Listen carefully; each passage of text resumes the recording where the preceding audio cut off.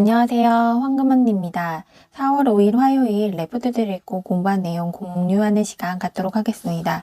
오늘 레포트들 읽을 거리가 좀 굉장히 많은데 쭉 읽어보면 이 중에서 이제 요 한 4가지 정도 굉장히 재밌게 읽었고, 적으로 파월의 확신에 대한 시장의 우려에 대한 레포트들이 꽤 많이 나와서 그거 종합해가지고 따로 영상으로 정리를 한번 해보고자 합니다. 번째 주제는 우려, 즉 장단기 금리 역전을 현실, 즉 침체로 바꿔주는 대출 감소라는 주제고요. 김효재 이코노미스트가 쓴 레포트입니다. 이거 되게 재밌게 읽었는데요. 한번 읽어보자면, 근데 지금 장단기 금리차 역전에 대한 이야기들이 굉장히 많죠. 이게 경기 침체의 시그널이라고 말을 해서 여기에 많은 사람들이 관심을 가지고 있는데, 그럼 이 장단기 금리 역전이라는 이런 우려스러운 상황이 진짜 현실적인 침체로 빠지는 데는 중간에 하나 연결고리가 있어야지 이게 가능하다. 이 연결고리가 뭐냐? 어떤 액션이 있어야 되는데 이게 대출 감소. 이제 우려가 현실로 이어지는 데는 어떤 행동이 필요하고, 혹은 대출 감소이고, 대출 감소가 나타난다면 진짜 경기 침체로 이어질 수 있는 상황이다. 이렇게 말해주는 겁니다. 그래서 여기 읽어보면 장단기 금리차가 역전되었다는 말은 금융기관 입장에서는 받는 돈보다 주는 돈이 많아졌다는 얘기다. 장단기 금리차가 경기 침체를 예고하게 되는 이유도 같은 이유다. 장단기 금리차가 축소가 되면 금융기관이 대출을 관리 축소하기 시작한다. 이 말을 이렇게 적혀 있는데요. 요거 한번 풀이를 좀 해보자면, 일단 은행 입장에서 예금금리는 단기금리가 맞고요.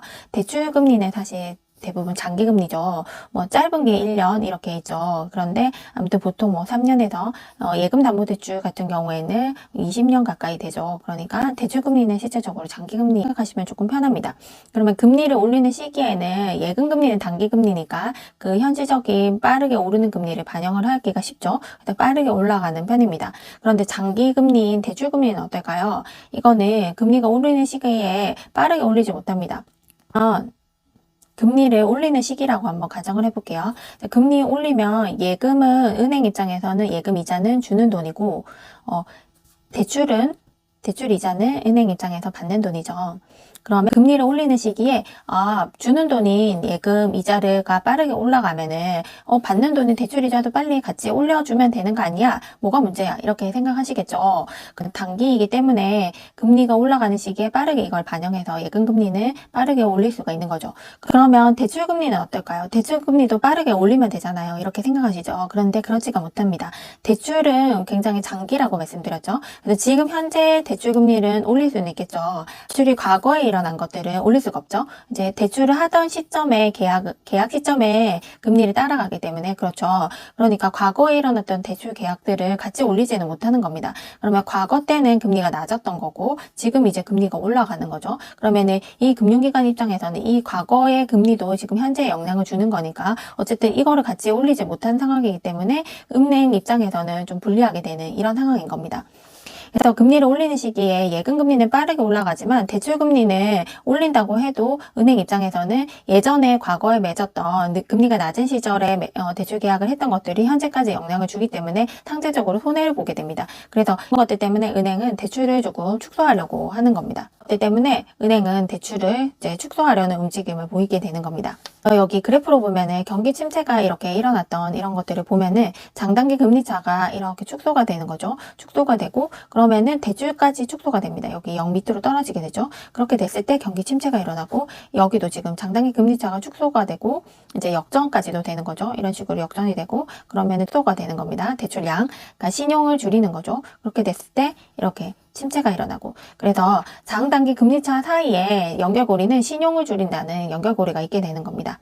단기 금리차 역전, 이 대출 증가율 둔화, 그래서 경기 침체로 이렇게 흐르는 게 계속 동일한 흐름을 보인다.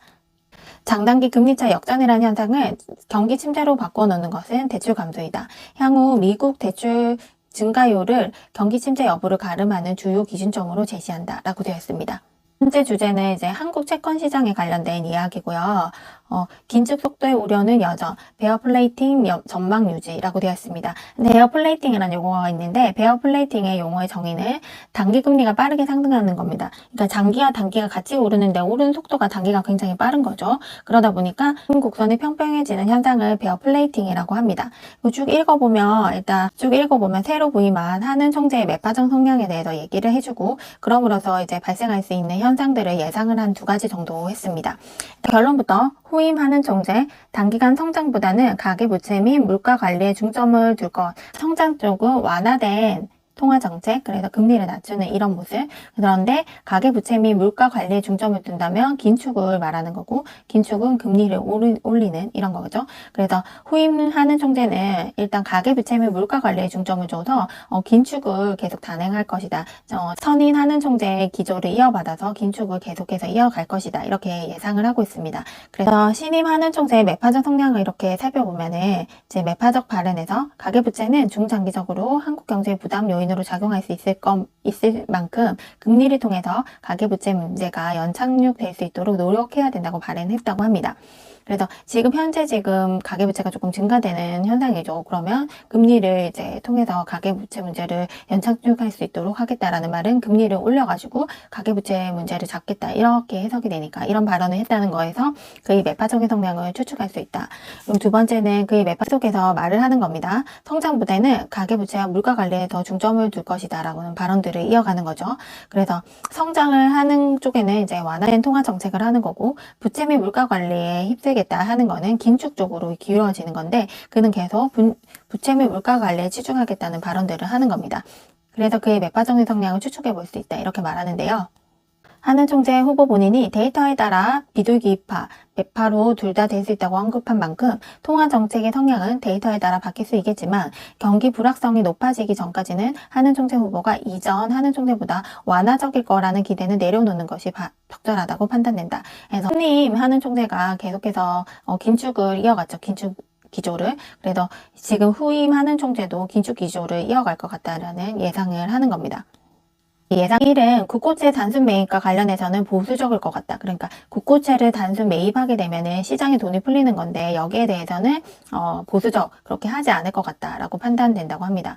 그리고 두 번째는 경기보다는 물가를 더 우려하는 것으로 판단된다. 이렇게 했는데요. 그러니까 금리를 이제 올리게 되는데 올리는 속도가 미국보다 빠르게 되면은 한미 금리 차가 축소되거나 역전되겠죠. 그러면은 자본 유출이 일어나는 거죠. 그러니까 유출이 일어나는데 이런 현상보다 금리를 올리면은 부작용이 자본 유출이 발생하는 거죠. 이런 현상보다는 평가 절하가 물가 상승해 주는 영향이 더 우려된다고 언급했다. 그러니까 이제 평가 절하라는 뜻은 우리 환율이 지금 위에 분자가 달러고 분모가 원이죠. 그런데 이 원의 가치가 떨어지는 걸 평가 절하라고 말합니다. 그러니까 원의 가치가 떨어지고 그럼 환율은 오르는 건데요. 이런 상황에서는 이제 원이 지금 시중에 많게 되는 거죠. 이제 가치가 떨어진다는 의미 이제 많게 되면은 시중에 돈이 많이 풀리게 되면은 이제 원의 가치는 떨어지는 건데 이거는 그 금리를 내리게 되면 이런 현상들이 일어나겠죠. 그렇게 되면은 금리를 내리면서 원의 가치는 떨어지는 건데 이게 결국 물가 상승을 초래하게 됩니다. 그러면 이런 현상, 그러니까 금리를 내려서 물가를 상승시키는 이런 현상이 더 우려스럽다라고 말하게 하면서 금리를 올리겠다고 말하는 거죠. 그러니까 물가 상승을 더 우려하기 때문에 금리를 올려야겠다 이렇게 생각하는 겁니다.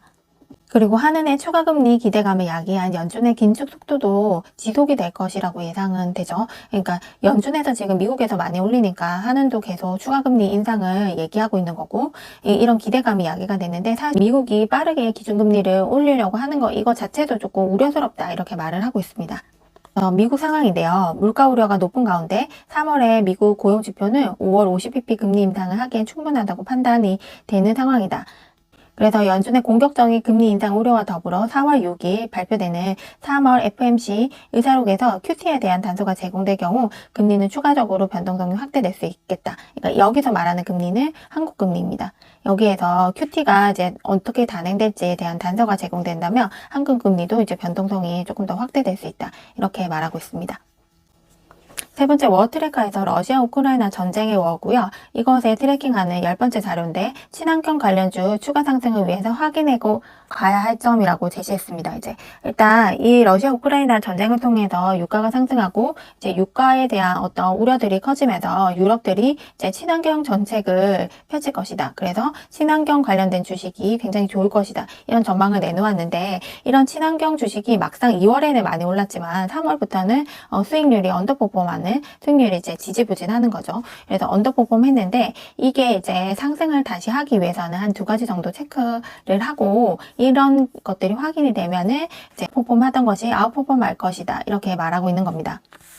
그래서 이 두 가지 요소가 뭐냐? 이제 첫 번째는 정책의 구체화입니다. 이제 재생 에너지에 대한 정책적인 지원의 구체화 여부가 확인이 돼야 된다.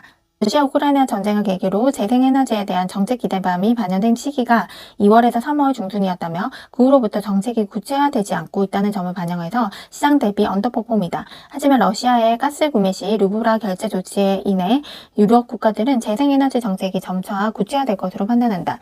유럽 각국의 대응 조치가 좀 더 본격화되고 있으며 4월 10일 예정된 프랑스 대선에서 후보들의 공약에서 이러한 정치적 분위기가 확인이 된다. 라고 되어 있습니다. 확인해야 될 것 두 번째는 연축의 긴축 우려가 두 번째 정점을 지나야 한다. 그래서 그 시기가 5월의 FOMC 분기점이 될 것이다. 이제 긴축의 우려는 두 번째 정점이 지날 경우 친환경 관련주가 다시 한번 부각될 것이다. 라고 되어 있습니다. 그래서 이 두 가지가 확인이 되면 친환경주가 다시 주목을 해도 될 것이다. 이렇게 말하고 있습니다. 그리고 이런 이벤트 굉장히 중요한데요. 여기에서 워트트래커에서 이 이벤트를 굉장히 잘 정리해주고 있어요. 그래서 읽어볼 가치가 굉장히 큰데, 왜냐면 우리나라 시장이나 모든 게 이런 이벤트를 따라서 이렇게 출렁이 있는 게 크기 때문에. 그래서 일단은 4월 3일에는 한미정쟁협의 대표단이 출국을 한다. 그리고 여기에 중국 전문가가 저희 이제 나라에서 9명 중에 2명이 중국 전문가가 이제 들어가서 이제 출국을 한다는 거죠. 그리고 이제 저번 시간에 한번 살펴봤고, 일단 4월 4일 날에는, 국제 원금 상환이 전쟁 이후 첫 달러 국제 만기가 도래한다고 합니다. 러시아 경우죠. 그래서 4월 4일날 주목해보고, 4월 6일 날에는 3월 FOMC 의사록이 이제 공개가 된다고 합니다. 그리고 중요한 거 생산자 물가, 유럽존의 생산자 물가가 발표가 되고 4월 10일 날 아주 중요한 프랑스 대선이 이제 이루어질 거라고 합니다. 그리고 4월 초에는 이란 핵 합의 보건 최종 합의 가능성이 있고요. 4월 중순에는 한국 미국 주도 IPEF 참여 여부가 결정이 된다. 그래서 요거 한번 찾아봐야 되는데 제가 지금 못 찾아봤거든요. 그래서 아무튼 요거 참여 여부가 결정된다고 합니다. 제 네 번째 주제 KB 해외 주식 미국인데 지금 3월에 분기가 지났고 이제 회계를 어느 정도 하죠. 회계 처리를 하고 이거에 관련해 가지고 분기 보고서가 발표가 될 겁니다. 그럼 이제 그게 분기 보고서 발표가 4월에 이루어지니까 그 1분기 실적이 4월에 많이 나오게 되는 건데 그 1분기 실적이 마진은 낮아지고 자사주 매입효과는 강해지고라는 제목이고요. 일단 인플레이션과 비용 부담 때문에 1분기 실적 시즌이 기대감이 약화되고 있다고 합니다. 그래서 1분기 실적이 서프라이즈 기대하기는 어렵지만 오히려 이런 환경이 자사주 매입의 주가 영향력은 더 강해질 것이다. 이렇게 말했는데요. 그 근거로 지난 10년간 데이터를 봤을 때 적극적인 자사주 매입 기업들의 주가 성과가 더 좋았던 시기는 대부분 기업이 성장대가 부진했을 때다. 그러니까 지금 같은 시기였다. 이렇게 말하는 거죠. 자사주 매입은 기업이 직접 매수자로 나서서 단기 주가 하락을 방어하는 역할도 하지만 궁극적으로 유통 주식들을 줄여서 주당 순이익을 끌어오는 효과를 갖는다. 이로 인해 이익 성장대가 약해지기 시작할 때 기업들이 적극적으로 자사주 매입을 활용하는 경향이 있다. 미국의 대형 기술주 대부분이 자사주 매입을 하고 있으며 최근 아마존도 그 대열에 들어갔다. 자사주 매입을 하게 되면 이제 시중에 이만큼 풀려있던 주식이 이제 요만큼 자사주 매입을 흡수하게 되면 이렇게 줄어들게 되는 거죠. 줄어들면은 주식 수 자체가 줄어드는 거고, 그 다음에 주당 순이익은 NI를 주식수로 나눈 거니까 이것 자체가 줄어들면 주당 순이익은 증가하는 이런 효과가 있는 거죠. 그래서 이거를 얘기하고 있는 겁니다. 그래서 자사주 매입 여력이 큰 업종으로 부동산, 에너지, IT, 헬스케어를 추천하고 있는데 일단 여기 보면은 잉여 현금 흐름이 있어야지 자사주 매입을 하겠죠. 그래서 잉여 현금 흐름이 위에 있는 쪽 애들이면서 그다음에 자사주를 순이익으로 나눈 이거를 순이익 대비 자사주 매입 비율 이렇게 했을 때 단기 평균에 비해서 낮은 종목 이렇게 장기 평균 대비해서 낮은 쪽에 이쪽에 있겠죠. 요렇게 요 구간. 그러니까 현금 흐름이 좋으면서도 지금 현재 순이익 대비 자사주 매입 비율이 낮은 쪽이 이쪽 섹터니까 여기 들어가는 게 부동산, 에너지, 헬스케어, IT 등이 있다. 이렇게 해서 업종에 있는 기업들이 자사주 매입을 하게 되면은 효과가 좋을 것이다. 이렇게 말하고 있습니다. 그리고 다섯 번째는 주간 ETF 전략 해가지고 나온 거고요. 간단하게 지난주 이제 결과 한번 살펴보면 지난주 효율이 좋았던 ETF는 신흥국 주식이 1등, 그 다음에 중국 주식이 2등, 유럽 주식이 3등을 했다고 합니다. 그러니까 지난주만 해도 이제 유럽 주식이나 이런 것도 안 좋았는데 이번 주는 굉장히 좋았다는 거죠. 효율이라고 했으니까 위험 대비해서 수익이 좋았다는 건데 여기서 특히 주식에 대해서는 그래도 50%에 육박한 높은 변동성은 여전히 부담스럽다라고 말하고 있습니다.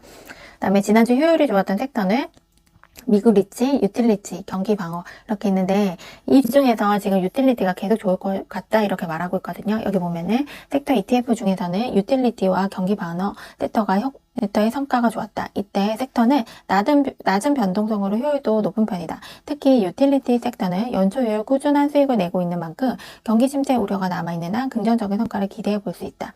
그래서 이 리포트는 지금 후행지표 과열을 방어업종으로 대응하는 시장이라는 레포트를 따와서 여기 레포트를 곧 읽어볼 텐데요. 여기에서 지금 유틸리티 업종들이 굉장히 좋다라고 말하고 있거든요. 그래서 여기에서 말한 거를 가지고 와서 여기 보면 유틸리티는 긍정적인 성과를 기대해 볼 수 있을 거다. 이렇게 말하는 겁니다. 첫 번째 주제 하나 에어로 스페이스라는 기업인데요. 이 기업은 이제 민간 쪽 사업을 하고 있고 그전으로는 방산 산업을 하고 있는 기업이죠. 이제 자회사고요. 자회사 한화 디펜스라는 쪽에서 방산 산업을 하는데 민간 쪽은 조금 아웃라이어 때문에 지금 실적이 조금 안 좋게 나올 것 같다. 그다음에 두 번째는 이제 여기 보면 부품 공급과 물류난 등 매출 차질과 비용 증가로 연결되고 있는 점이 추정이 된다. 그래서 이제 민간 쪽은 조금 안 좋다. 그런데 이제 방산 쪽은 굉장히 좋다. 특히 자회사의 하나 디펜스가 보면은 지금 호주 정보와 지금 K9 자주포 후속 지원 포함해서 수출 계약이 성사가 됐다고 합니다. 그 다음에 그리고 1월 17일에는 UAE와 천공 발사대 및 탄약 운반차를 계약을 했다고 하네요. 그리고 2월 1일에는 이집트와 K9 자주포 및 K10 운반차를 한 2조억 원 등을 이제 수주에 성공했다고 합니다. 향후 호주 레드백 장갑차와 사우디 비오 복합 등의 수주 결과도 발표될 예정이라서 여기에 관심이 필요한 전망이다라고 되어 있습니다. 그래서 요거는 제가 조금 시간을 내서 따로 한번 더 검색을 한번 해볼게요. 그래서 아무튼 방산 쪽에는 지금 수주가 엄청 많이 잘 되고 있어서 긍정적으로 본다. 이렇게 레포트는 적혀 있습니다. 7번째 유통 관련해서는 이제 리오프닝과 관련이 있으니까 한번 읽어보면 좋은데 이제 유통 관련해서 2월 업태별 매출 동향과 3월 전망 등이 나와 있습니다. 일단 3월 전망이 중요하니까 3월 전망으로는 백화점은 성장률이 다소 둔화됐으나 대형마트나 편의점은 견조한 흐름을 보일 것이다. 이렇게 되어 있고요. 2월에 유통업종 리뷰를 보면은 설 시점 차이로 오프라인 역성장, 오프라인은 조금 안 좋았고 오미크론 확산세로 인해서 온라인 쪽 매출은 성장을 한다. 그러니까 온라인 쪽이 오히려 좋았다. 이렇게 말하고 있고요. 2월에 업태별 동향 보면은 백화점이 9.3% 이렇게 하고 지금 온라인 쪽이 1위 매출 성장률은 14%를 차지했습니다. 그러니까 온라인 매출 유통이 1등이었고 성장률 면에서는 두 번째가 이제 백화점에서 기존 중 성장률 9.3% 기록했다. 그다음에 세 번째는 편의점에서 이제 7.4%. 근데 대형마트가 24% 마이너스가 됐습니다. 그리고 8번째 아이폰 쪽에서 애플의 독주가 이어질 것이다 이랬고 파죽지세 애플 올해도 강세 이어질 전망이다 되어 있는데 그 근거로는 경쟁 업체 대비 압도적인 반도체 경쟁력, 이제 자체 설계 칩입니다. 애플은 이걸 가지고 있죠. 그러니까 이게 지금 1, 2년의 격차를 두고 지금 앞서 있는 상태라고 하죠. 그래서 저번에 한번 레포트 읽었었죠, 우리. 그래서 이제 자체 설계된 칩을 얘들 애플이 쓴다는 점. 그리고 두 번째는 디자인 쇄신, 그 다음에 세 번째는 제품의 다변화를 통해서 사이즈, 가격, 성능의 선택권이 기반으로 판매량이 계속 확대되고 있다. 이렇게 되어 있어서 애플이 좋다. 애플이 올해도 좋다. 이렇게 말하고 있는 거고, 지금은 다들 예상을 하고 있고 알고 있는 거고, 이 레포트를 같이 읽어보고 싶었던 게 지금 삼성의 GOX 논란에 대해서 얘기하고 싶어서 이걸 가져왔습니다.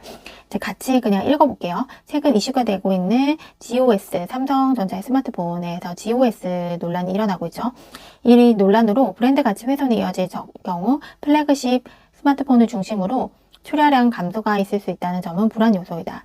이렇게 해서 GOS 이슈에 대해서 지금 말하고 있는데, 삼성전자는 2015년도부터 GOS 앱을 기본 앱으로 제공하고 있는데, 본래는 모바일 게임과 관련된 옵션, 즉 게임 중 기능 잠금, 해상도 주사율 조정 등을 사용자가 자유롭게 선택해 상대적으로 성능이 부족한 스마트폰에도 게임을 원활하게 실행하거나 스마트폰 발열을 억제하는 용도로 사용되었다.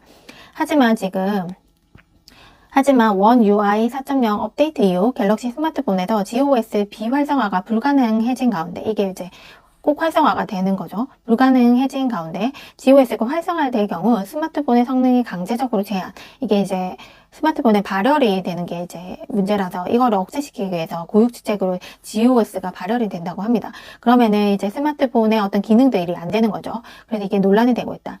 그래서 삼성전자는 3월 10일에 사용자들에게 GOS에 대한 선택권을 주는 업데이트를 단행해 관련 논란을 대응하고 있으나 미국과 이스라엘 등에서 관련 소송이 이어지고 있어서 브랜드 이미지 타격에 불가피할 것으로 전망된다. 스마트폰 발열 문제를 지금 삼성전자는 해결하지 못해서 이런 것들이 일어나는 거고, 여기에 대해서 브랜드 가치 훼손이 어쨌든 불가피해 보인다고 합니다. GOS 이슈에 대해서 한번 아는 것도 좀 중요할 것 같아서, 이런 것들 때문에 지금 삼성전자 주가가 조금 안 좋죠. 그래서 아무튼 이런 것들 관련해가지고 한번 보는 의미가 있을 것 같습니다.